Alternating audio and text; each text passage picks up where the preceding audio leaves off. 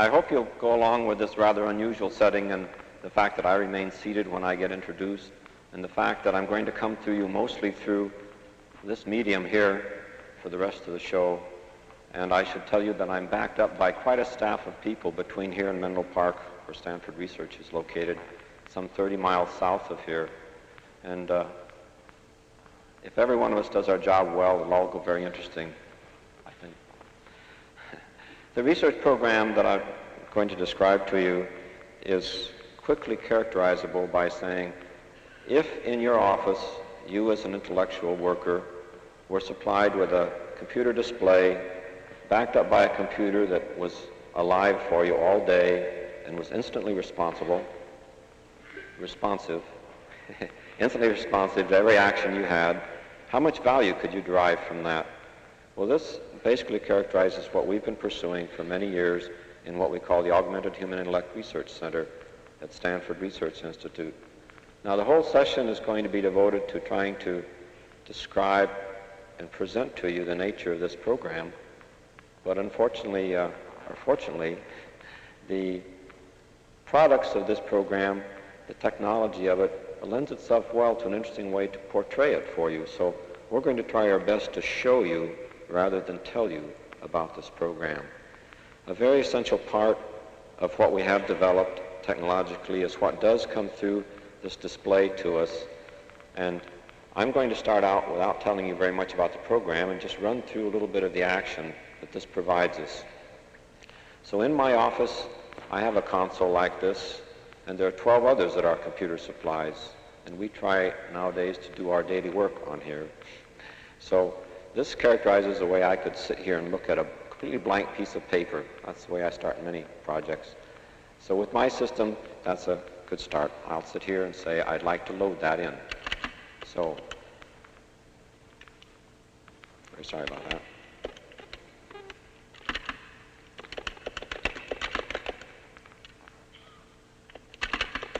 So I'm putting in an entity called a statement, and that's full of other entities called words. And if I make some mistakes, I can back up a little bit. So I have a statement with some entities' words, and I can do some operations on these. I can copy a word. I can say that word like copy after itself. In fact, that pair of words I like to copy after itself, and I can just do this a few times and get a bit of material there. And there are other entities like text. Say after there, I'd like to copy from that entity point to that point, and it'll copy it. Great. So I could get myself some material on my blank piece of paper, and then I'd say, well, this is going to be more important than it looks, so I'd like to set up a file. So I tell the machine, all right, output to a file. And it says, well, I need a name. I'll give it a name. I'll say it's sample file. And I'll say, please output it. It says it did. And then it comes back automatically with an origin statement or header telling me the name of the file and the date and the time and who established it. And thereafter, I can always do something. I can ask for the status of a file, and it'll tell me that information. It's a very small file now, owned by me, last written by me very shortly ago, etc., and other interesting data in there. So we've seen how we can start with a blank piece of paper and go to developing a file. This file has one statement with a few words in it. Let's make more statements. I'll say copy that statement, and lo and behold, I have another one. Copy that one, another one. I can even copy groups of statements. I can say after that one, copy the group from there to there. And it does. I can look at that and say, probably goes off the screen. It'd be interesting if I could ask the computer to collapse that, perhaps to show me just the first line of each of those statements. All right, please do that. So it did. This is one aspect of what we'll use over and over again through this presentation, what we call view control, where no matter where in a file we're looking, we can ask it to use any one of a large number of parameters for constructing a view at that point in the file that best suits our need at the time. This one wants us to give an overview of the thing. So I'll say, well, I have this. I don't want them all to be statement 1, so I'll just replace the word there with a 2. And how about that one with a 3?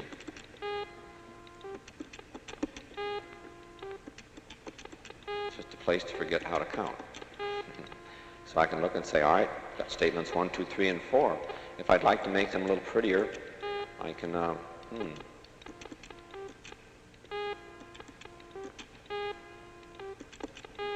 can go to work and neaten them up a little, but that isn't what I always do. Oops.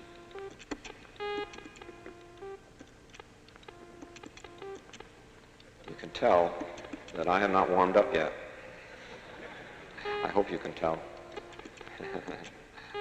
Right, all right. So I can get it lined up, and I can say, for instance, other entities like an invisible string. I don't know whether that's tabs or characters in there, but I can say if I want to replace that invisible string with just one character, not that character, that one, space, and it'll do it. So I can look at that and say I have files 1, 2, 3, 4, 5, 6, and I've named them that way.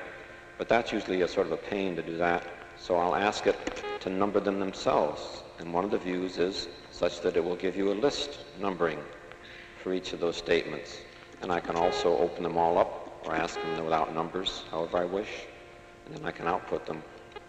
So we've seen ways to work fairly fast with the entities of a statement in a file, create a file.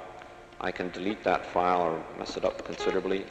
Like if I'm going to say I want to delete that word but I accidentally hit that entity instead, watch what happens. It sort of replaces the whole thing with nothing. That occasionally happens, so you say, all right, I'll load that file. And it'll come back in as it was I last saved it, telling me the date that I wrote it. And unfortunately, I didn't save enough.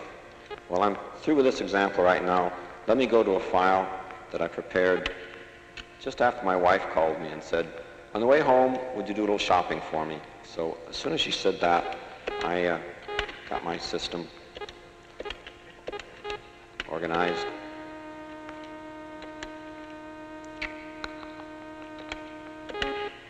And made a shopping list. So it's got quite a few items on it, and if I want to, I can see that, yes, those are numbered statements. And I can say there are ways I can scan down it, like I can point to 10 and say put it at the top, and I scan up and point to 23, and I got quite a few. And I remember that's about as far as it got when she said, well, call me back when you're ready to go shopping and I'll tell you the rest of the things. So let me jump back to the head of the list, and I can do things like begin to reorganize it a little bit. Well, I say after bananas, it's more likely that I'll take the carrots there, and so carrots moved right up behind bananas, and aspirin doesn't really belong there. I think aspirin goes after paper towels in the order. Well, pretty soon I would begin to have a lot of trouble keeping that straight. So let me organize it by saying just generally produce. What the hell happened to it?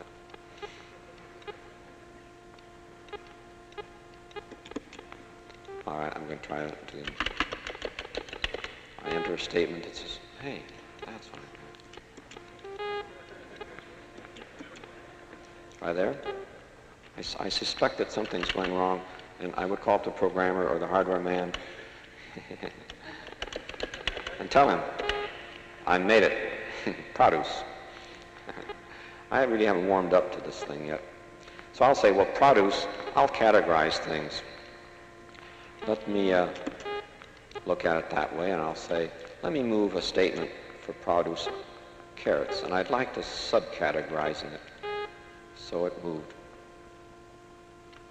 And there it is. That's what happened.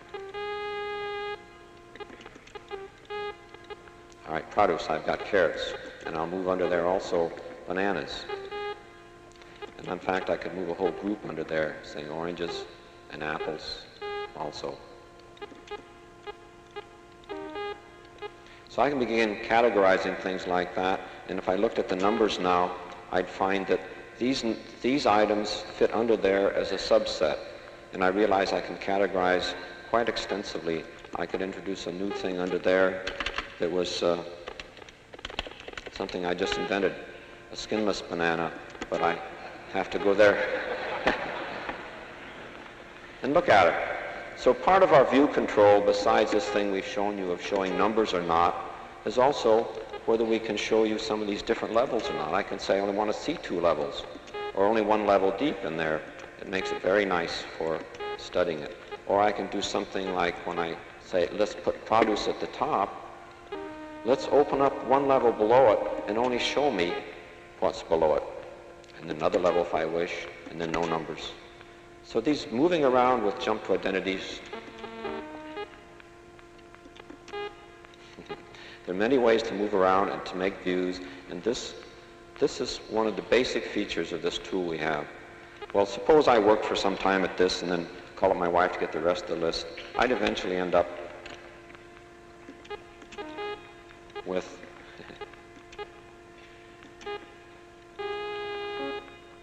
a whole structure where I could say, gee, there were a lot of things. A market, shoe store I have to stop to. Let me see what I was supposed to get in the market.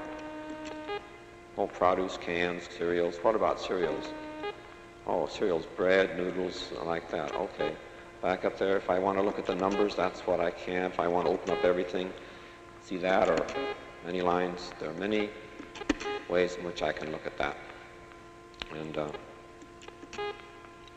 but one interesting thing here that I haven't told you about is that when the numbers are on, I can do something like, say, instead of jump to identity and pointing to that and having it bring to the top, or jumping return back, I can say a jump to a name and say go to 2A4.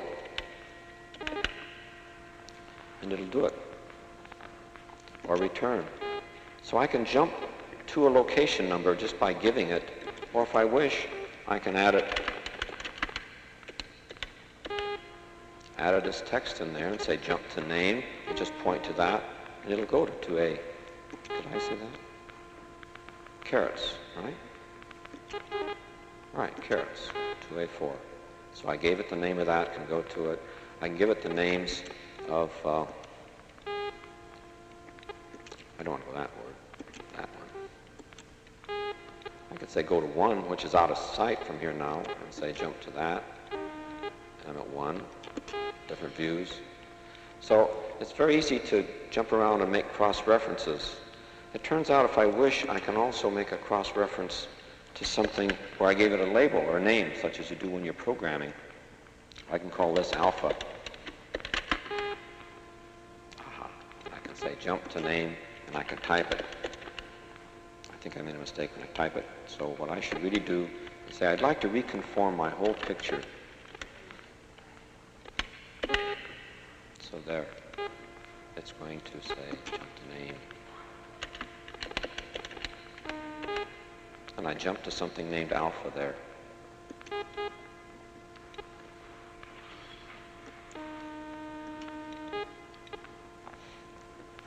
All right, so I can give names, and I can say in here,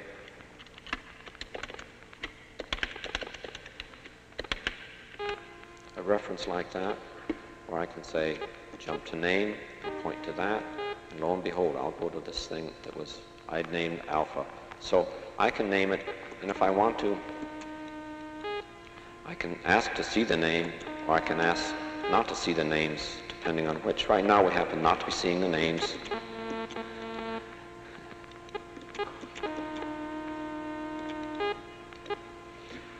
So look what else we can do in here. I've got this file that's structured. If I want to see what's in there, I can walk down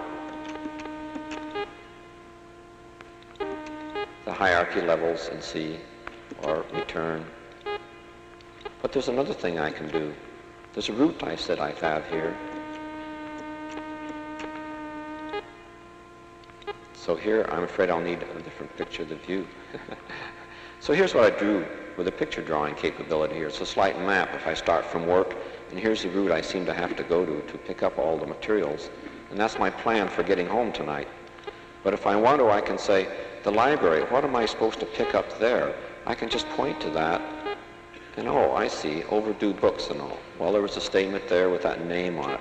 Go back. What am I supposed to pick up at the drugstore? I see, very interesting. All right. Market? Oh, I've already seen that. Produce, no, like that. Gee, that's too much. Anyway, so we have this feature of structuring our material hierarchically, being able to move around it very well. when we get a hierarchy, such as I can show you here now, I can do things if I want to just say, I'd like to interchange produce and canned materials. Bingo. And they're all numbered rightly if I care to look. Interchanging them very quickly. Cans are going to get interchanged with produce. They do it and all gets renumbered. So I have ways of studying over, making different views, moving around, going to specified points, and modifying the structure. At the same time, I've seen that I have a repertoire of different entities, like character, knock off that character, replace a character, make that P. So I have entities of all sorts that I can say I want to do operations on, and this basic structure that I can move over and study and get about very quickly. So that is the essence now.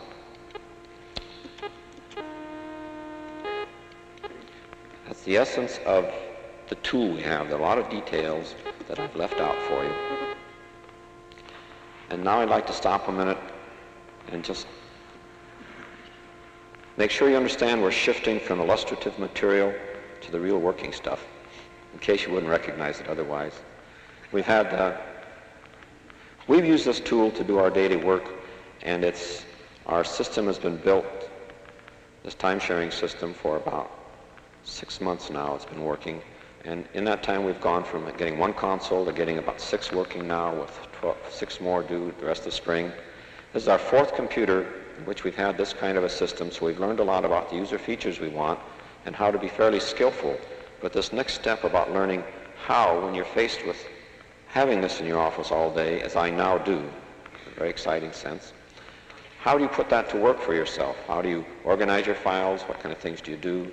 So to get going on this, let's switch away from the tool we have here and talk about some of the general features of the program, some of the ways it's built, and get back a little later to the nature of our usage of it. All right, let me get back to this material. Here's just the outline I'm going to use. You can realize that it's a file. These are statements, and we're probably looking at the top level of them. And the first one, the introduction, you can consider we've done. And the next one, overall about program, is what I'm going to do now. Well, I'm going to do something called jump on a link. And a link is something that'll go between files. So what it's going to do, it says I'm going to go to your file name CNRO. And the link also says where in that file and just what view it wants. So when I do like that, I'm in the middle of that other file looking at this particular material that's been carved out by the specifications on that link. And this is telling me to make a preparation to start out on a presentation. But I should also remember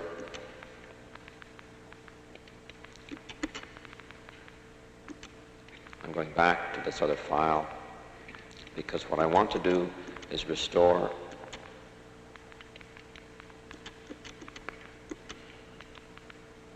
a different kind of look. All right. Oops.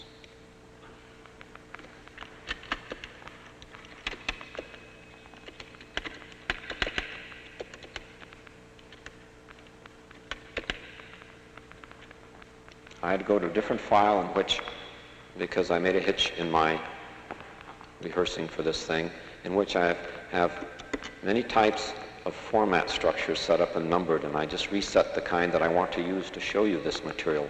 We're very flexible with it. For instance, I can say I'd like to restore number 7 is a horrible example. See, I can have many ways in which I can control all of the parameters, character size, spacing, location, and everything else, but I don't usually go to this extreme, but it's just showing you that I can. The one I want right now is the one that shows you a simple large view. We usually work with a view, wait a minute. We usually work with something like this, where when we're working with our close spaces, we can do quite well, but it's felt that that would be a little hard for people to see, so we're using it like this, where we don't see as much material, but they're larger and clearer. So now let me go back to that file I came here from and say, all right, now I'm ready. I'd like to jump and learn about the program. When I get in here now, it looks different, as it should.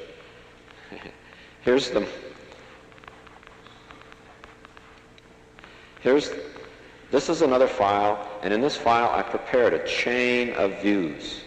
And using some of the tools, I have it all set so I can go from one scene to the other. I could study them in the fashion I've shown you before, but it's sort of fun to set up these chains, and it represents to you a way in which we work too. So to do it, I'm going to freeze a statement that's named A, and I'm going to put on a certain parameter when I do it. And then I'm going to jump to a link. And here's a link. It says you want to go to statement A, but after the colon, all this garbage tells a bunch of abbreviated ways in which you'd like to control the view when you get there. Many parameters, as you'll notice. So I'll just say, all right, go to that one, and I'm looking at statement A. Now it's telling me this presentation is devoted to the HIRC. The natural question is, what's that? Aha.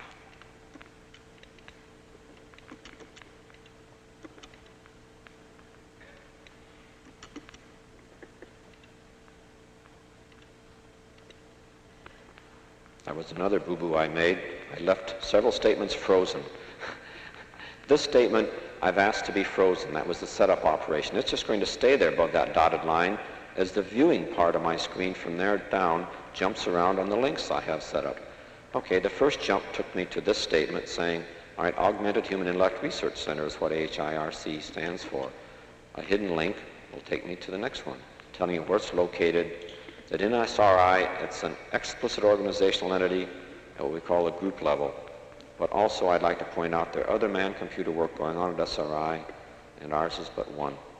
So if I jump on a link, incidentally, I should just stop and reveal to you that the link is hidden under there. I was very clever to set the viewing parameters so they wouldn't show the link, but when I say jump to link and mark it there, the computer goes looking from there on for that link and obeys it. And I'm not showing the statement names either, but this is a statement named B, obviously. So that program involves about 17 people together with the special laboratory facilities we have. It's sponsored by government agencies exclusively, ARPA, NASA, and RADC now, and in the past, AFOSR and ESD, and these were the people that first grub-staked us many years ago.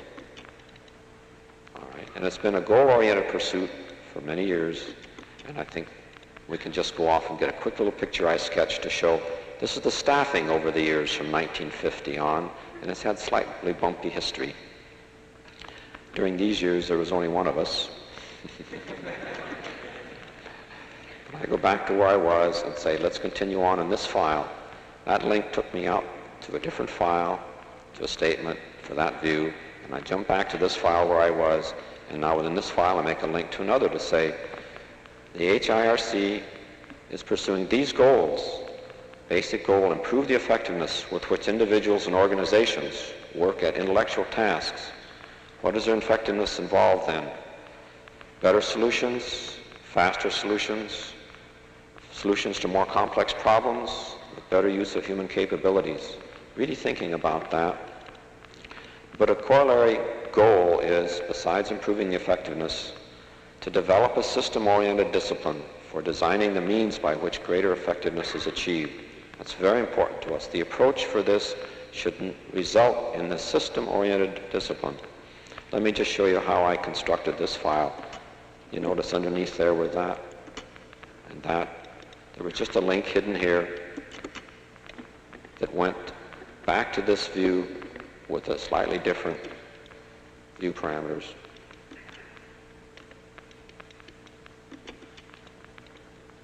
To give you that view.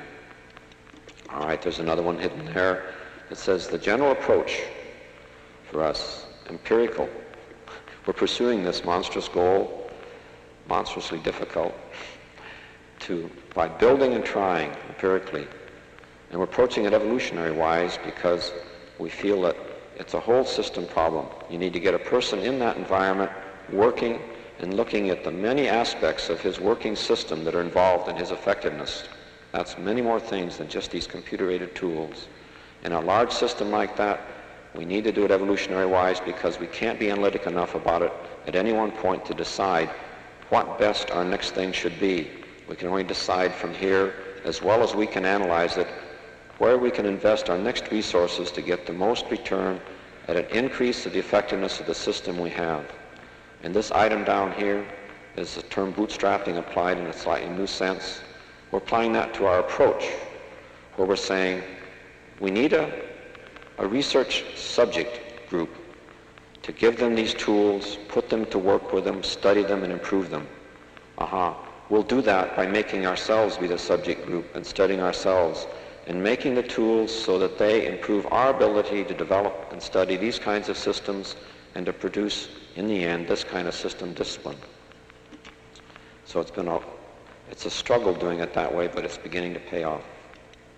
All right, from there, sorry. I'm apologizing to my friend, the computer. I said, jump to link and hit it up here. And it went and found these parentheses starting here and says, that's not a link. I should have hit it here and didn't find a real link. And I'm back in this list here. And I've given you an overall picture about the program. And that's out of the way. And I can just move my marker down and say, let's save that version. So this tool, in pursuing those goals, one of our principal tools is this computer aid system. Let's talk about it as a system. There's a link sequence to jump in there too, where we talk about NLS, meaning online system, a very general term. It's going to be NLS for many, many years, an online system that will evolve. Right now we consider it to be primarily an instrument and a vehicle for helping humans to operate within the domain of complex information structures. Well,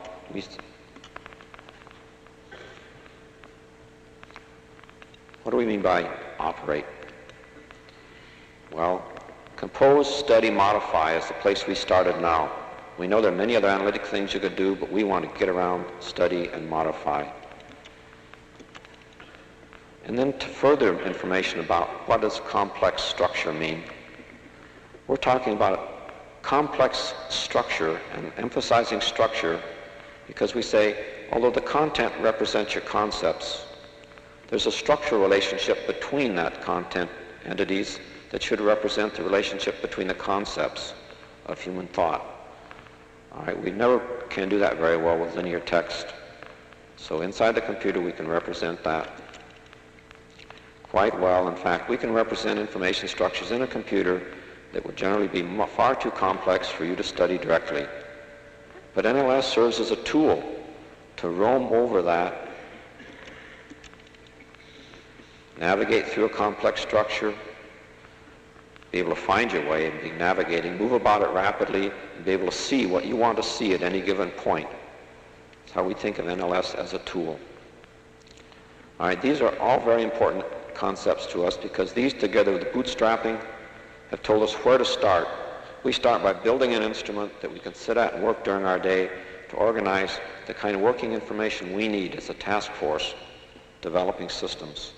We need to write our specifications, our plans, our programs, our users' guides, our documentation, our reports, and even our proposals.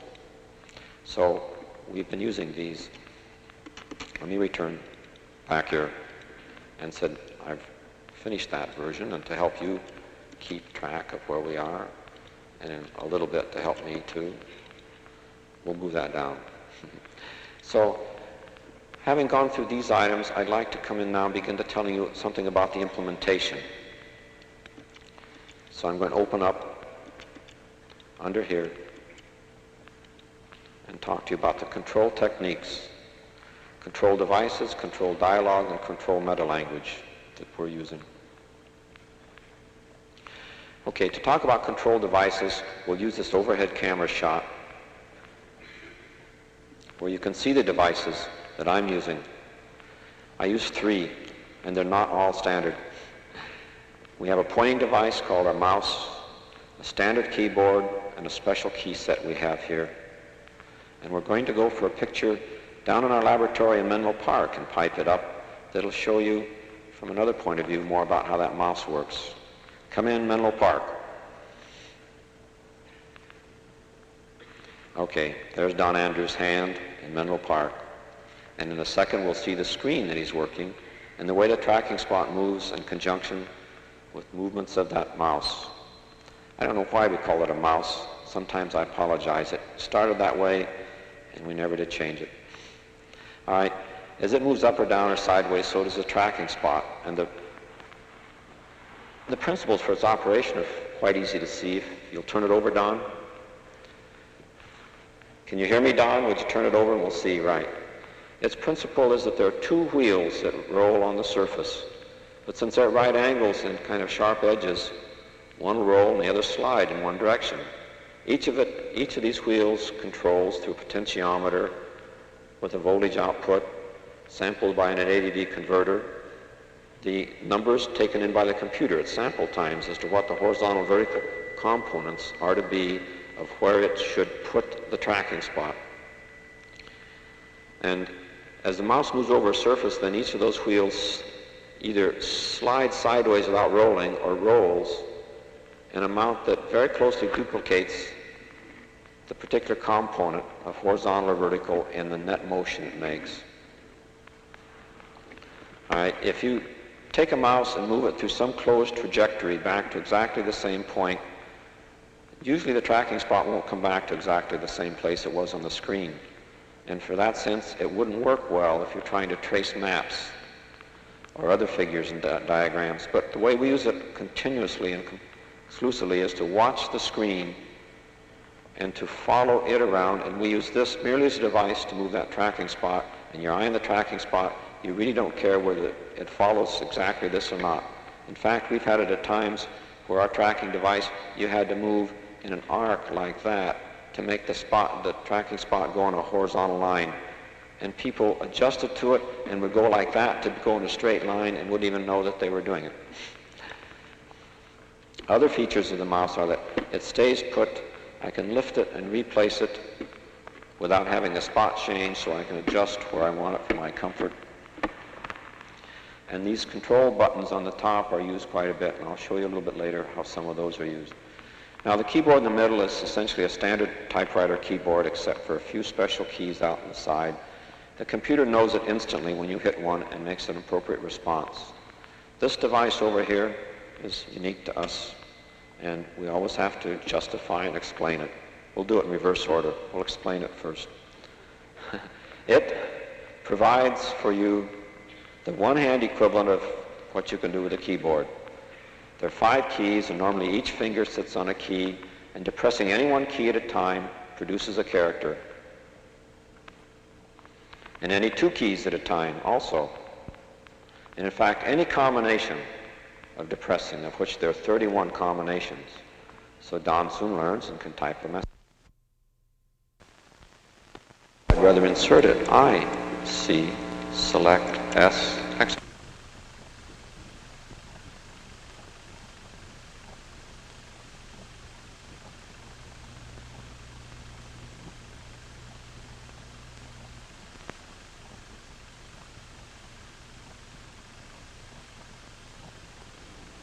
It'll offer you a character. If I hit W, it'll say delete word. The arrow moves back and forth to give me feedback. My tracking spot changes. That gives me feedback. Now it tells me, since it's an arrow, that it's armed, I can do something. We get a lot of feedback. Let me restore a view like this to show you. This is more normally the way we work with feedback up here. Where here I'm shown, it's not working. That's an echo register that normally gives you the last 6 characters that you use. Oops, not working. All right. The last 6 characters and left shifts continuously, so you can look up at any time and see what have I just struck. And that's very good feedback. Here are characters that show me the different viewing parameters, view specs. They get large at times at which I can hit single strokes that change those view parameters. And each of those means something to me, and their being large at particular times tells me I can hit very quick abbreviation for changing the view. So I can say, all right, I'd like to go to produce, but I'd like to go to produce, they get big, I'd like to say 1 branch only, and let me look just that low, and I see it. Oh, I can say, I'd like to see one line only. I can see it.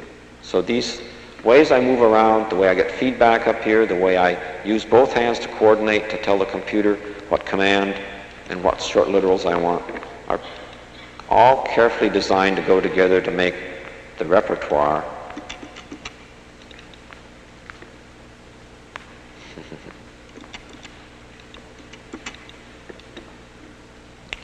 We've talked about the devices and now the nature of the dialogue, or the kind of feedback we get from the computer for each of the discrete character strokes and actions that the user goes through when he's executing a command.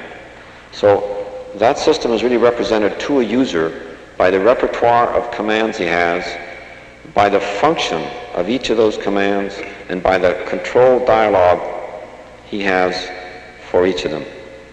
So they all together go in and making a design, and to do it well, you have to be very careful about the nature of the functions in that repertoire and the natures of the way they're controlled. So we've developed a very special language for talking with extreme precision about these control, both the command functions and the control dialogue for them. And a little bit later, when we tell you about the programming, Jeff Rulison will bring in some special examples to you of the languages we've used actually to program at high level these functions and the control feedback that we get in these control dialogue. But that's what we're going to call the control meta language in there. Let's see how we're doing here. Okay, let's move our little marker to say we've now gotten control techniques by us, and let's talk about implementation of our online system. I put over here a reminder. When I jump to here, I want the view on below it to unfold in a certain way, so I've just told myself, hit those parameter specs when this is large, and then execute. And yes, I see that underneath I am going to talk next about hardware design and then software design, and that's going to be done by Jeff Rulison from Menlo Park. Hardware design inviting me to jump on a link here. So he told me there wasn't such a thing as a link under there, bringing me back to remembering how I should have gone through this. To go down another level in hardware design, there are two features we want to talk about here to bring out to you the way in which we've gotten the kind of responsiveness and flexibility we need in this instrumentation environment. So way off in Bill English's file, Bill was responsible for the design of all of our hardware. There's an outline he made of the way the controllers work for the I/O controlling. Now from this line to the right, things that we added to a conventional SDS 940 system. And this is the swapping drum. It's got two buses accessing to four 16K banks. The CPU has one bus and the peripheral equipment has another.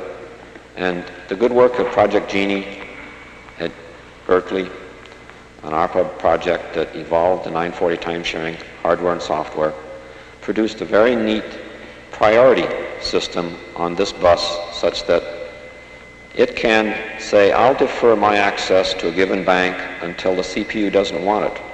Or I'll defer it once or twice or three times, but then I really need it, so give me priority. And in that way, this bank can slip in many accesses to these while the CPU is hopping from bank to bank in its successive accesses.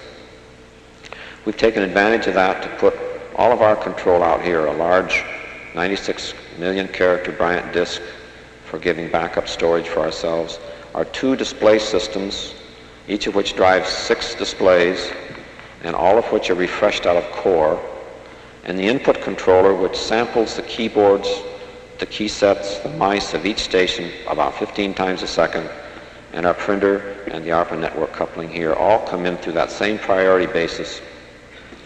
So they can all be working full tilt, and we find that we get very low interference in CPU cycles being interrupted or interfered with, something like a ratio of maybe 1 to 1.5% here that it can't get when it wants to, and this might be running 50, 60, 70% of the available memory cycles that it can handle.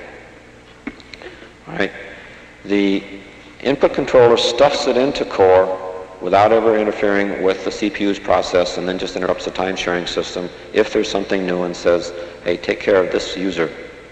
And the display system reads out of core in a tree, from a tree structure-like set of links to cycle itself automatically and take all that material, output it to the display something like 15 times a second without any interference from CPU requirements. All right. So that system has allowed us to have one time-sharing computer take care of a lot of stations. Let me talk to you about the display systems, the other aspect of the things that we've built on here that are slightly unusual.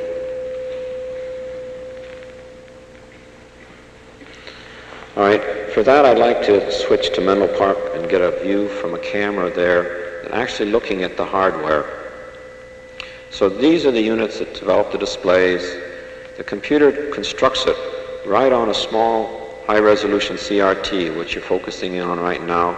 And in fact, that's the CRT whose camera on the right, looking at it, is generating the text view that's being piped down here on my console. So as those are faded in and out between the two, you can just sort of compare them. So that's very nice. There's my mouse moving around in Menlo Park, my tracking spot. So our displays work with those being watched by commercial cameras. Look at my black bug. Commercial TV cameras, 875 line scanning rates, so they're fairly high resolution. Look at that. From there on out to the display station, the standard video microwave system. If we back up the camera shot a little bit, we'll see that we have a whole rack full of equipment here, serving 12 of them, but you'll notice quite a lack of cameras mounted on. We seem to have stolen them all for this show. So we only have several consoles that work right now because the cameras are mounted to give you these different special views. All right, there are quite a few advantages. We use this particular display system hardware technique pretty much as an expediency for an experimental system we had to build. We originally were going to build storage tube displays into here, but we couldn't get them delivered a year and a half ago when we really had to firm up our design. So we, as an expediency, went to this. Rand has been developing some very nice video stuff. They were kind enough to show us how these controllers and all would work with video. So we went ahead with this very simple brute force way of having the video signal generated by looking at a small CRT. Well, it turns out that that little CRT, its incremental cost, the video camera, the controller, and a monitor total about $5,500, which is cheaper than most fairly good resolution random deflection display monitors would be. So we come out well on the price of the hardware. Turns out that also that the cathode of the camera tube in just black and white usage like this, you can back off the scanning current of it so that it's a sticky cathode, so that actually it doesn't erase the image on it by each sweep. It may take 3 or 4 scans. And so with something like a 15 cycle a second refresh rate on those CRTs, the camera, the one that's generating this as well as the one we looked at it with a few minutes ago, have short-term storage in there. It's quite different from long persistence, but gives us the flicker-free display here for quite a flickery display there. This lets us use that display generation hardware for 3 to 4 times as many display stations as otherwise. You'll notice if we get just the text alone that there's a small effect by that bug smearing, but it's not that bad. And that comes from the memory in the Vidicon tube. Okay, so much for that. I'd like now to have us bring in Jeff Rulison from Menlo Park, and we'll switch to his console. He's sitting at one just like this, been working independently. Hi, Jeff. Oh. We're not hearing you very well. Oh, you're not hearing me? How about now? That's fine. Okay. All right. I'm sorry you can't see everybody here, but I can't very well either because of the lights. So we're about even. Okay. I'd like you to talk to them about the way the special languages have helped in making flexible design and study available for us of the user features, the functions and the repertoire of the commands, as well as the control dialogue for them. And then also, it'd be an interesting example here because programmers you programmers are the ones who most intensely found use for working online as we're building up. Show them how you structured your system guide. Okay? Okay. I think we can do that. We can get sort of a good feeling for the way the whole system is put together by looking through the system guide. The file is one that system programmers sort of put together, help them get around. NLS right now is getting to be a fairly large program. It's not huge by a lot of standards, but it's getting pretty big. This picture in our system guide file is a picture of the overlay structure. Our overlays are page sizes, so they're not too big in the 940, but each label in this picture names a code file, and each one is 3 to 20 pages long. I mean, 20 text pages if you printed them out. Just to sort of show how you can use a file like this to move around in the code, and also how the code is put together. As I said, each label in the picture is the name of an overlay, which is also the name of that file, but it also happens to be the name of a statement in this file. By selecting one of these pictures and moving there, I was going to do something for you to let you see better. What did I do? Yeah, I go back to the origin and start over brings again. back all the parameters. There. Now let me move out. From the picture, I can move to a little section in this file, which is an area that system programmers leave around notes for each other. There's nothing much interesting here. A little bit about the documentation and the patch space that's left.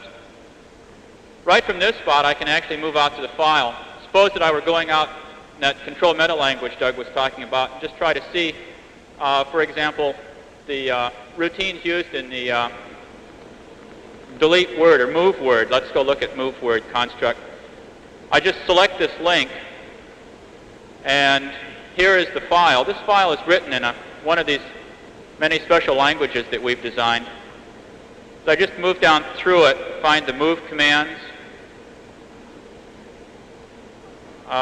Move, let's look here for move word. You want to point out how you know it's move word? Yeah, well, I was just going to look at that, Doug. As I was stepping down through that, I was sort of not only moving through the file, but the structure of the code is rigged in such a way that it's a description of a finite state machine. And so I was following the characters a person would type to execute that command. Down here underneath it, I see that the routine is QMW over in the overlay text edit. So let's go back to that other file. Move back to our picture again and find where overlay text edit is. It's right down here, so we'll go and sort of move down through that one. The text edit overlay illustrates a lot of the different kinds of things that we've done. This file has two major kinds of code in it. First one is many of these different special languages that we've built up. See, I'm trying to find QMW. That's right. It's down here someplace. There we go. Let's see. Oh yeah, it's the two kinds of code. This is still the kind from the other file, but the QMW routine, the first subroutine, the second subroutine that it calls, which is sort of interesting, is move word, or word delimiter, I'm sorry. This routine is written in our content analysis language, and it takes a text string and finds the definition of a word. It looks out for punctuation, and it finds any special blanks around it, and finds pointers that describe that word. Another interesting one is the next subroutine here. If we look at it, it's in another special language that we've built up. It takes the pointers left over from the delimiter routine and the text in the file and reconstructs the statement after the edit's been done. Let's see. Where was I in this file? The other portion of the file is written in the language that we call MOL. It stands for Machine-Oriented Language. The MOL is in a sense, it's a high-level language in that it has phrase structure and good control constructs like if statements and while statements, but it's also very, very close to machine language, 940 machine language. People talk about the actual registers of the machine, and you talk about doing indirect addressing. This language has helped us write the kind of fast, tight code that we want, that we have to have to operate in a time-sharing system, and at the same time, it's given us a lot of flexibility. It's also, the phrase structure of the MOL is designed to sort of mesh with the block structure of NLS. So here I've got a while statement. To see what's in that while statement, I can move down and see it's 3 statements, which is an if statement. The if statement is a single if statement, which has an if and an else part. And that whole block opens up to all of that. So by using the MOL like this, I'm able to move around very quickly in my MOL files. Also able to sort of zoom in and out of things.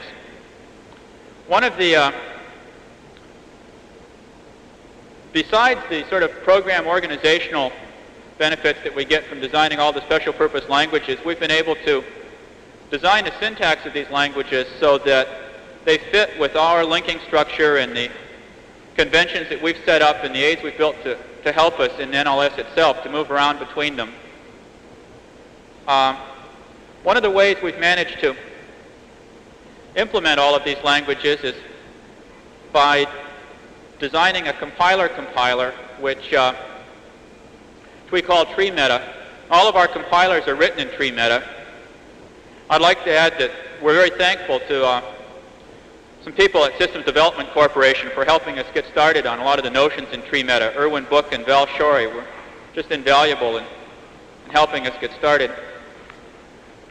By having all of our compilers written in a higher level language themselves, we've been able to change them all the time. So we're not only able to quickly modify the syntax of the control language for NLS itself, or the meanings of the commands by working in our high-level language, but we're also able to go in and just change the compilers as quickly as we have to accommodate all sorts of new hardware features and experimenting that we do like that. So in a system guide file, there were 3 sections. The first one served this program structure, and the picture and the fast links we looked at were sort of aids that the system programmers have built up to just move back and forth and leave notes. Second section here is on retrieval. I think I'll let that go for a while right now. The third section,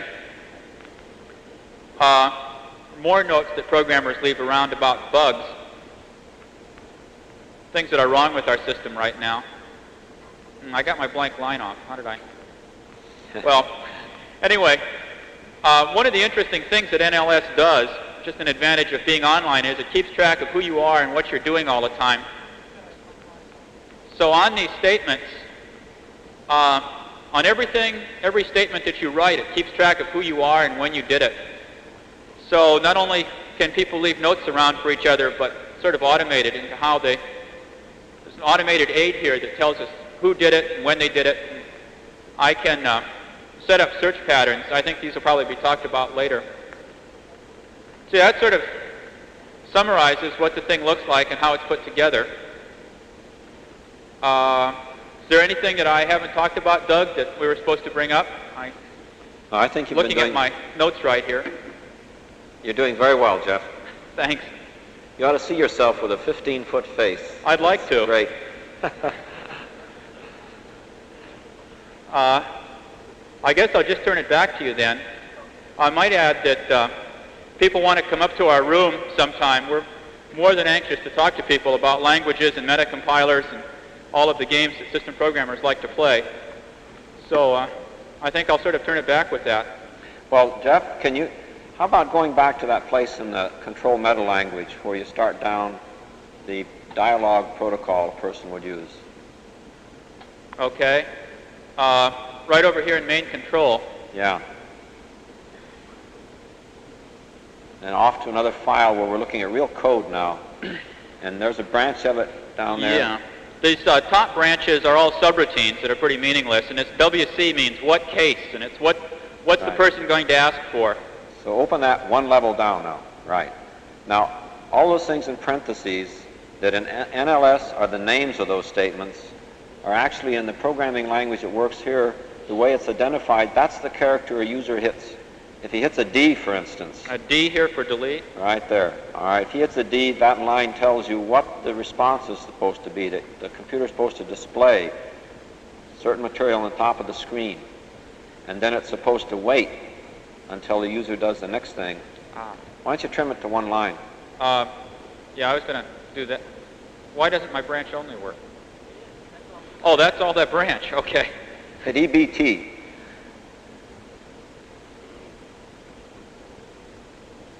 Well, it's easy. Okay. I don't want to insult you by saying that it's easy to get a new view. Down there to say, all right, then if he's hit a D and it sets up what it says there, you can up one level below it, and that's the next block down in this special language, and you see, well, if after the D he hits something else like a W, it goes on from there to say what it is the computer's supposed to do in response. So this language here in its hierarchical structure, resembling the branching tree of choices user makes, specifying at every point what the computer does in feedback and the optional choices, and down in the end then specifying the actual function, like deleting a word. What's a word? And what do you mean by delete? And for what's a word, that's specified off in the subroutine he showed you in a special language to find in there what a word is. And it doesn't take a lot of programming skill to learn how to read these languages because they're at the concept level almost where the user wants to work. And so for us in our experimental environment, our users are beginning to learn this so that we can look at that to find out how the system works and not at somebody's English text translation, unspecific though maybe. Well, Jeff, you did a great presentation, especially the last part. Thank you. Thanks very much. We'll come back now and I'll get my prop with my text and we'll go on to talk about some of the, oh, no, wrong text. Right day. Thank you very much. Well, remember that we were talking about hardware and software and implementation, and if we go all the way back, we see that we've finished control implementations, control techniques, and the implementation, and let's move our little marker down here to keep track of where we are. And we're ready now. I'd like to run through some of the ways in which we actually have used this. The programming itself represents a very good example for me, where following from the basic philosophy that concepts come in structure, and you'd like to structure your database, your information base that way, and have a tool at getting around it, I think that the way we've got our records for our programming organized, and then the special languages, using the hierarchy, using the names of places in there as labels of statements, so both NLS treats them as a name it can jump to, the compiler that compiles those files we were looking at treats those as the labels for those subroutines and procedures. It all makes a very nice way to study and integrate, and it's very powerful, exciting sort of thing to show. I hope people do come up to our open house and look at that. Let me go down here and open up under usage and say first some application examples. User documentation is a straightforward sort of use. If you were a user here and came and sat down early, you'd want to get familiar with this file. Let's go look. Dave Kasserus has written a user's guide. So down the hall in Dave Kasserus' office, in his drawer, pulling out the file, we go, and there you see it. The top view of it with the sort of the outline. But I'm interested in just showing this view very quickly. You want to find out the definitions of a lot of terms. Here's sort of a glossary. Well, let's do the thing called freeze a statement, and then open and say, put that at the top. And lo and behold, that statement now is going to be frozen in our display scanning windows from the dotted line down. And then we know about names and jumping to name, and so we can say, what's a bug? Oh, down here tells you what a bug is. I see. Well, let's see.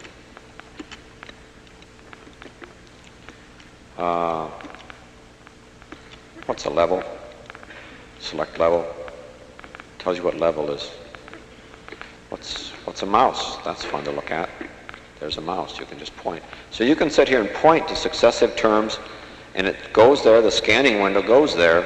The frozen glossary stays, and you can see the definitions. Very nice. And some of the definitions you can recognize terms here. That's an odd one. Maybe that's a name. Let's just see. Oh, sure enough. It's a sketch showing the mouse and the mouse buttons. It's very nice to have documentation like this, and you as a user could sit down and early find your way around in this to find the definitions, descriptions, procedures for commands, and all like that. So let me go back to my guide and say, the next thing, you want to study or modify papers. All right, it happens to be that we wrote a paper for these proceedings. It's in the files. There it is, top level. Gee, it's interesting to study something like that. What does it have to say about user systems? Go to there, open up a level. I only want to see that branch. Oh, what about file studying? Open that up. Oh, specifications of form of view. What about that? Let's just open it all. Now I can read it. Gee, that's an interesting way to study. This material, incidentally, was organized for printing and printed out. And it's from this file directly we printed it out on the form we sent to the printers. And these things up in here, these three letters and equals, are special directives we embed in our text, so when the output processor does it, it puts in things like headers. Like this says, make the header on every page be DC Engelbart abstract. That's the prescribed form. The number between lines, double space it. All these others have characteristics. You get right justification, page numbers, all kinds of control on there. All right, so much for paper writing. Well, printout directives, I feel a little rushed for time. I'm going to skip that. That can show you a guide of all the directives for printing out. If you were a user, you'd want to go to that so you can have links to it. Joint file usage is something that is very powerful here. I went off to a file that we were working on as we were getting ready, the early parts of this presentation.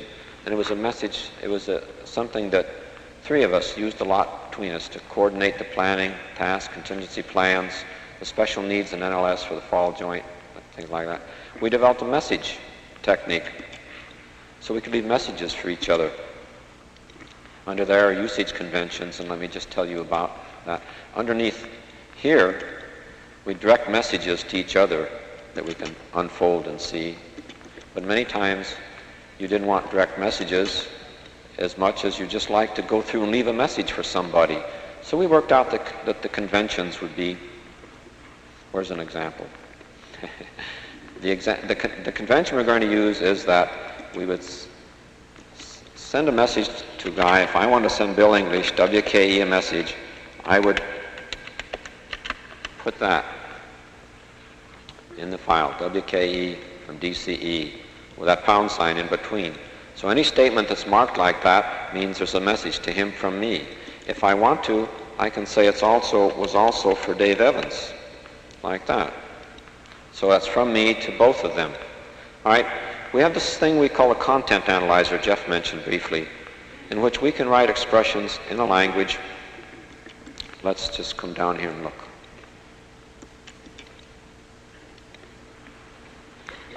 Here's a little expression in a special language that means I'm going to look for Mr. XXX, a message from him. All right, what if I say I want that XXX to be DCE? That says someplace in there I want to find that pound sign and DCE. So we've got a little compiler. We say from there, compile it. Comes back and says I did it okay. And now I can say, all right, only show me the statements that passed the test, that someplace in them they have that string. There they are. So in every one of those, that's from DCE, DCE. You can go down there and look for it. How this one, here. This is to anybody from DCE. Then I can say, well, turn off that filter. How about for so-and-so? So I can say, all right, this is for WKE, a message for Bill. The rest of this pattern here says it's got to be followed by Any number of commas and letter triplets, but eventually by a pound sign, or it doesn't go. Well, let's compile that and see. Okay, it passed the test. All right. There's for WKE for him, and a dummy. Okay, so, well, it wasn't through searching. The thing about a time-sharing computer is that once in a while it gets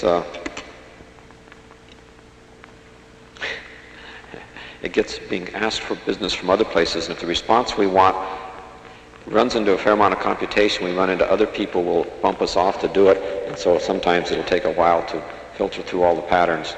But that content analyzer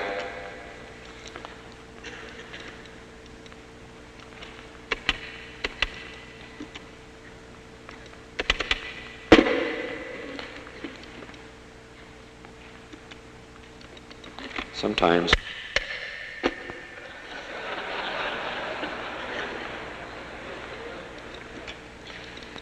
now, if I'm disabled slightly because this seems to be hung up in the wrong place, I'll have to run by the keyboard, and that's a real bag. If you know, I'm so used to working with one hand and this that I can hardly remember what to do on the keyboard.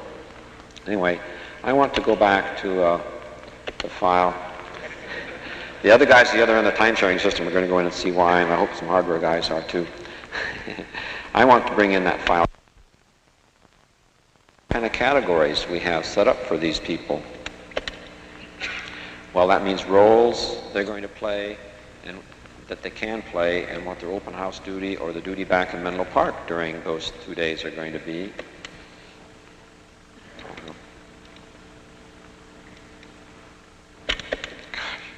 This is a terrible.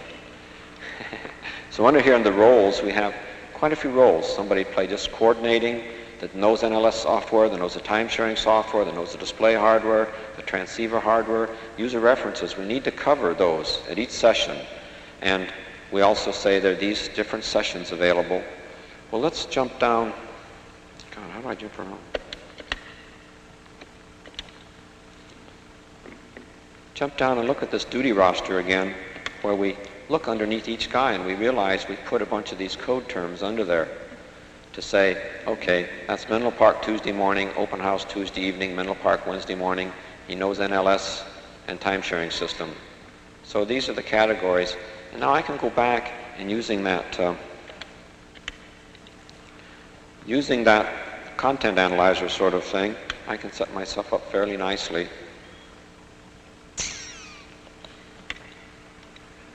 With special patterns. Like I can say, here's a pattern all set up, so it'll say, I want to see those people that are open house Tuesday evening. So I just can compile. Hey, it's working now.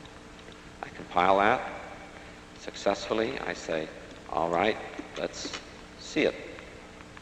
So it does. It says, open head Tuesday evenings, open house Tuesday evenings. Andrews, Evans, open head. You'll have to forgive me for getting slightly rattled when this thing started giving me trouble. All right, these 4 people are on Tuesday evenings. That's very handy. If I wanted to, I can go to a view that only shows me what category I was filtering out. And I can use another thing I call markers. I haven't told you about lately before. You've noticed that many times when I'm doing something to operate on some entity, I use this bug to point directly. Well, it so happens we have a feature we call marker, such that any place in a given file I can place a marker on a character and give it up to a 3-letter name. Then at any time in any command where it's appropriate to point and push this right-hand button to say select, I can hold the button down and enter that name and let the button up, and instead of it taking the character I'm pointing at with this bug, it takes the character for an operand that I had named, that I put that marker on and named. So off someplace I've got markers on patterns already set up for OTE, open house Tuesday evening and such. So I can say execute compiler from here, and I can type in open house Wednesday afternoon, OWA, and say execute it. It says I did. I say, all right, let's see what you've got. Oh, open house Wednesday afternoon. These are the people that are going to be there. Oh, what about open house Wednesday or Tuesday evening? See, the OTE, execute. Oh, but now it's Tuesday evening. So these kind of pattern matchers and markers and freezing statements and jumping on things give us a great deal of power jumping around and moving, jumping around and studying. Right. Okay. All right. There are other things to show here.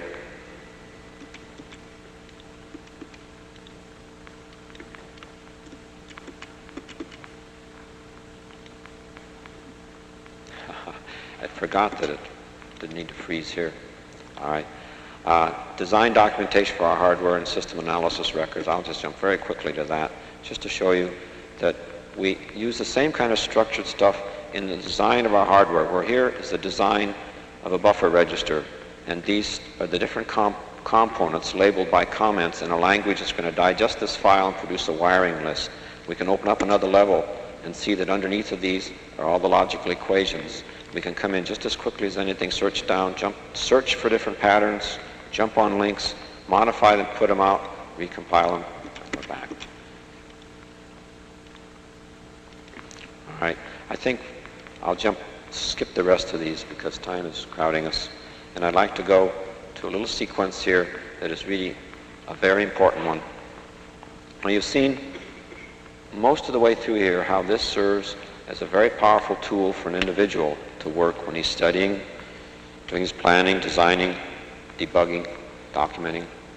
But we also saw through the medium of leaving messages for each other and filtering them that people can collaborate quite well over a period of time by working on joint files. In fact, you can have a joint file and go leave a message and get a response in a matter of minutes because they're all available instantly by anybody from one of these terminals. But there's another degree of collaboration which is very important and which we're just going to be setting up in the next few months the hardware to do computer aid. But here we're going to set it up with a little bit of people aid too. So I'm going to establish a collaborative mode between me and another terminal. Bill Paxton's at a terminal back at SRI, and the first thing I do to do that, of course, would be say, hey, I'm going to,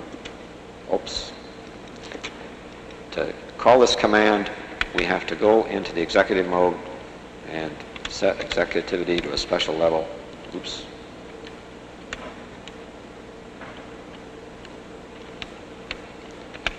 And then continue with NLS. So that free demonstration of some of the versatility. All right, special command. I'd like to link to Bill, and I don't know what his terminal is right now, so I have to ask for somebody to connect me to him audibly. So Bill, will you come in through this intercom? Hello, Doug. Hi. I need to know what terminal you're on, Bill. 13. Okay. I'd like to have him see my text. And so this special thing, if I label 13, will switch over. So in his display, he sees my text. So I'll execute it. And sure enough, it does. But what's that running around? Well, if he's looking at my text, he'd like to have something to say about it. So we put on a marker, a tracking spot that he controls. So he's sitting there in Menlo Park looking at this text, and he can point to it. But we've carefully reserved for me the right to control and operate on this. So my bug is more powerful than yours. But we can have an argument. Yeah. That's what they call a bug fight. So, all right. So in case you haven't been listening, Bill, we've been going through lots of examples and setting up in collaboration here so that we can go on into information retrieval. And we've set up now audio coupling, and then we're both looking at the same display, and that'd be very handy to work. We can talk to each other and point, and maybe later I could hand you the chalk on this blackboard, like saying, here, you control it. But let's stay this mode now and add another feature that hardware-wise is available through the kind of display we have. I'd like to see you while I'm working on it. So before I can do that, I'd have to set up my display in a certain way. Set it up so I see it over like that. That leaves a corner up there, and I say, now computer, do the automatic switching that'll bring in a camera picture from the camera mounted on his console, such as the camera mounted on mine is. Hi, Bill. That's great. Now we're connected audio, you can see my words, you can point at it, and I can see your face, and we can talk. So let's do some collaborating. You're silent. Oh. What do you want me to say? Yeah. There's nobody here but a large audience, Bill. All right. All right. So let's go talk about information retrieval. And a lot of things I've been showing them and jumping around and finding your way, relating back to the portrayal I gave about NLS as an instrument on complex data structures. It shows them how we can get around and find things. I showed them the content analyzers to help locate things locally. You had a file kind of classifying retrieval stuff. Why don't we switch to it? Yeah, good. Hey, I can't point. Oh, okay. You on 13 or 12? 12. You're on 12, okay. Yeah, you had executive. There you go. Where am I? There. There you are. Great. All right. Now, talking about hot retrieval. That's, you're going to have to defend that. You going to give it to me? Yep. Oh, okay. We've been talking about retrieval all afternoon, really. That's one of the main things you're involved in doing. Every time you're changing a view, you're doing retrieval, really. I've broken it up here into two main categories. The first where you have a known destination, the second where the destination is unknown. These really present two different problems, and there are different commands in the system, naturally, to take care of these two different things. Let's open this up, take a look at what we have under here. Oops. Good. Got both direct and indirect. In the first, where you're making an explicit specification, and the second with an implicit. Explain what I mean by this. In the first case, you're actually able to point at what you want at the information you're trying to retrieve and move it into view. With the jump to identity command, you're able to point at it either by the cursor or by using a pointer, as you've shown. Jump to name, jump to link. Again, you're explicitly specifying by giving the name or having the name occur in the text. For implicit specification, by this I mean using information that's been stored by the system in order to specify where you want to go. In the first case, the information has been stored in the form of a memory of what you've been doing recently, so that you're able to say, jump to the view that I just previously had. So I can say jump return, and it'll take me back to the view, or jump return and I go to the view that I had just before that, or I can say jump ahead and move back down again. Jumps referring to the structure. By this I mean the structure of the file, so that you're able to say, take me to the successor of the statement I'm pointing at, or to the head of this branch. Things like that. Content analysis, we've covered quite thoroughly. Let's go on to the other main branch of retrieval that we're talking about. Here again, I've broken it into direct and indirect. This is the case where the destination is unknown. By this I mean you don't know where the information is, but you're able to describe it, or you know enough about it that you can find it either in a hierarchy or by describing it with keywords. By the use of a hierarchy here, I mean working down through the hierarchical structure of the file, making use of the categorization that's built into the file. This we've seen several times. Let's, just as another example to really make this clear, we've talked about the desire to get hard copy of a file, wanting to get something printed out. There's quite a large system that takes care of making a file for hard copy. You're able to specify how you want the hard copy to look by giving various directives. one of the things you might want would be Roman numeral page numbers. So let's go off to a directive file and see what the directive is to get Roman numeral page numbers. I'm into the file now. Here's the first level of the hierarchy. Let's open up page formatting. We look, we want page numbering, so we'll open that up. We find, yes, here it is, Roman numerals. We find out the directive. Yep, your bug's right on it already, Doug. Here's the directive we want. So we've worked down quite a way into a hierarchy, as you can see. This is quite a nice way to be able to very quickly find what you're after. Let's go back to the previous file now. Look at this last type. By keywords and associative reordering, I mean the use of terms from a specified vocabulary to describe what it is that you're after. Perhaps the best way to show this would be just to draw a little picture.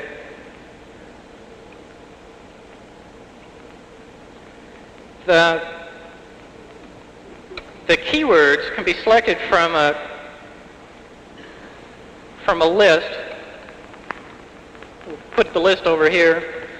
You can have any number of keywords. I'll just put down that just to give an idea of what it is.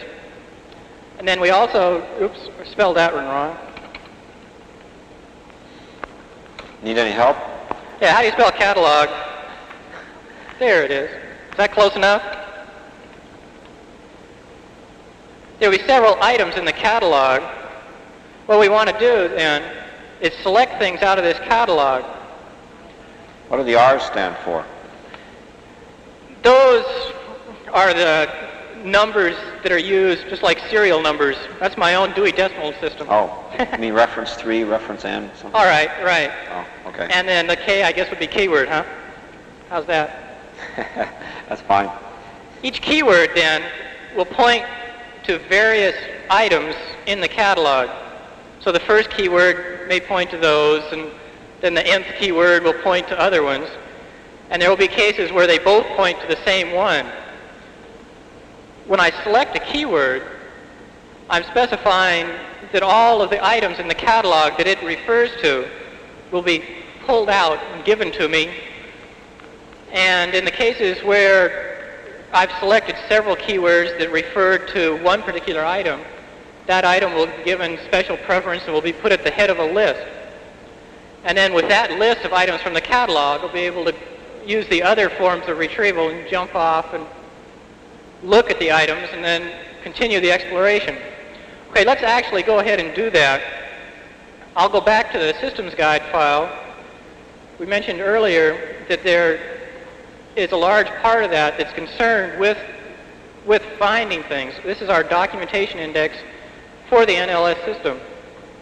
It's broken into the two parts, the catalog and the list of keywords. The catalog is just a long list that goes off the screen that contains links off to the various items in the documentation. There's actually an entry here for each procedure in the system. Hey, this is the same file that Jeff was looking at, isn't it? Right. Let me system guide for programmers to find things in. There's your same picture.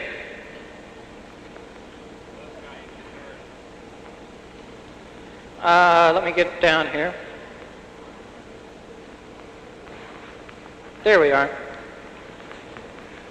See, the first part is the catalog. The second part contains the list of keywords. Let's open that up.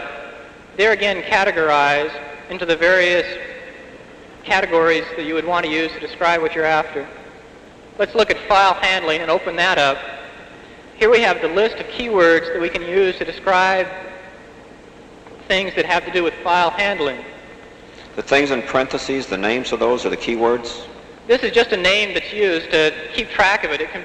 The keyword can be referenced from any place in the text by this name. Then there's a phrase following that that's a little more descriptive that tells what it's about. Then following that, there's a list of the items in the catalog that are referred to by that keyword. Yeah, you're only looking at one line for each statement, so you only see the first few. Right. So now I'm able to actually select the keywords that I want to use to describe what I'm interested in. I can do that just by pointing at it. Then it writes the word up here, and another command to accept it. I can just accept file control, and I've already accepted file referencing. I'm able to, I'm also, we still on? Yes, we hear you. Somebody hung up on us. How do you say go ahead with a mouse? We're on? Yes. Doug, you back? Doug can't hear yet? Oh, okay. So I've selected several keywords here. I can go ahead and give particular keywords greater weight. The weighting refers to how important that keyword is in describing what I'm after. So I can give this one a weight of 2, whereas this one previously will just have a weight of 1. That means that the items that are referred to by this keyword will occur earlier in the selection when we're finished. Okay, let's go ahead now and say keyword execute. This will go off and get the items out of the catalog and reorder them. And there we have the results. Now I can use these to jump to various places in the file. I'm still in the systems file. The item here is the name of the utility.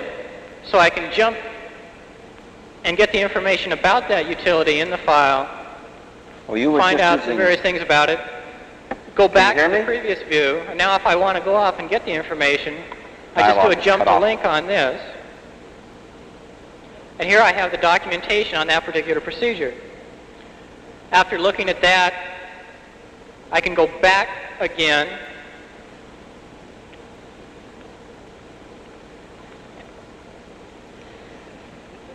and now I'm set up again to go and continue looking. I can look at the next item.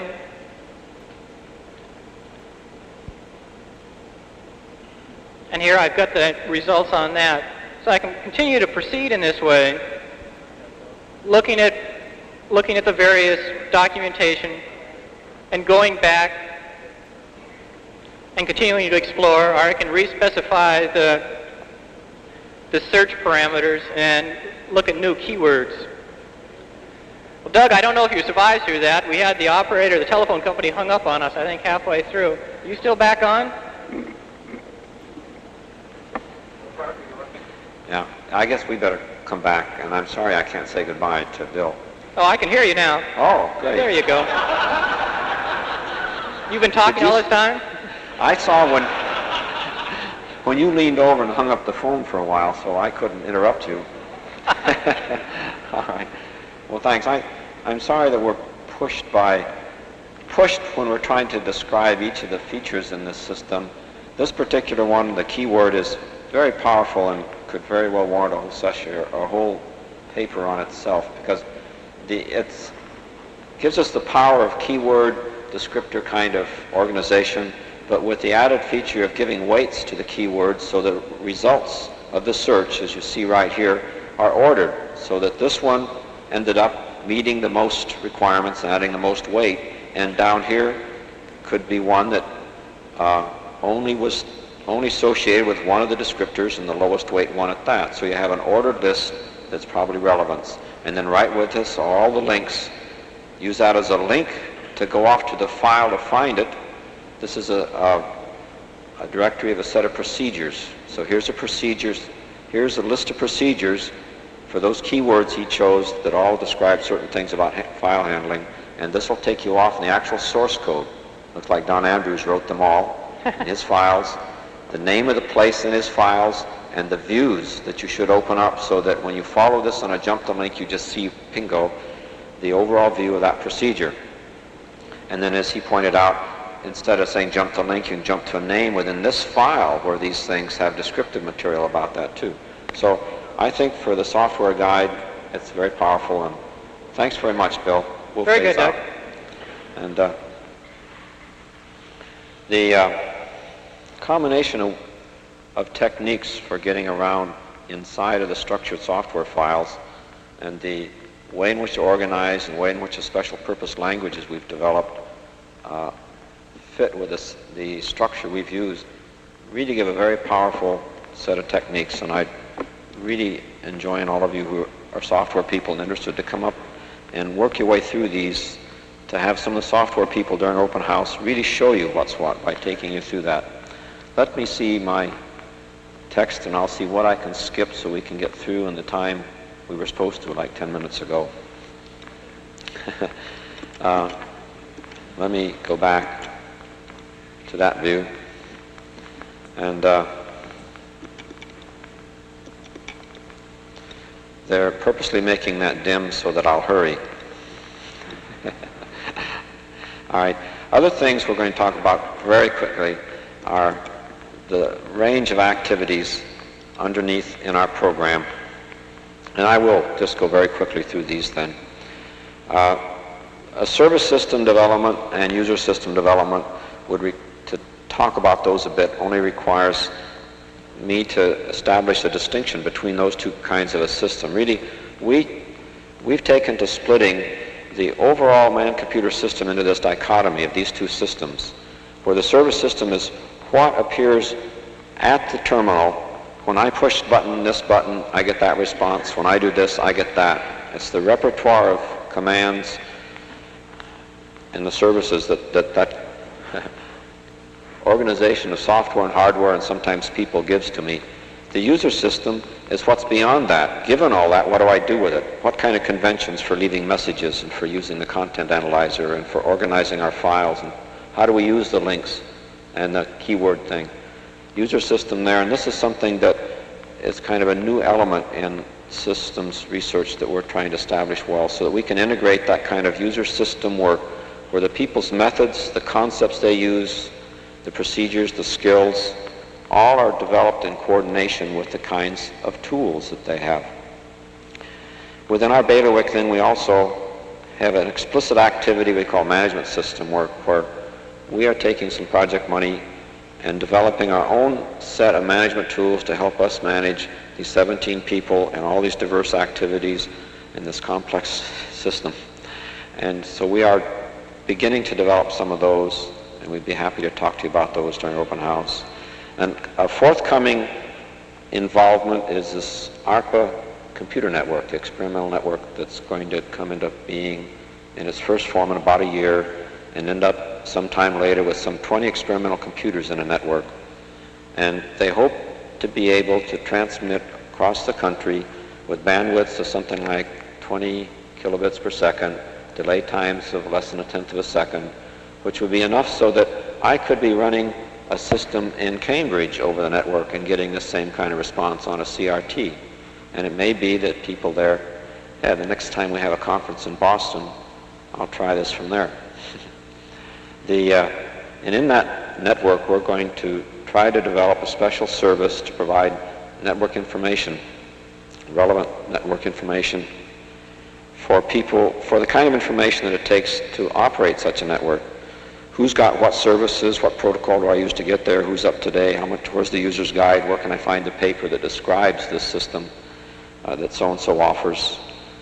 And that's going to be a very interesting challenge for us to utilize our tools for organizing and retrieving information. And the last thing here is just a little comment about, after all of this, what's the product that we're providing in this research? Well, we're providing a sample augmentation system, the one we use. And not only that, it's an augmentation system that's provided to augment computer system development. And beyond that, we also are hoping that we're developing quite a few design principles for developing augmentation systems. And these, I hope, are transferable things. Let me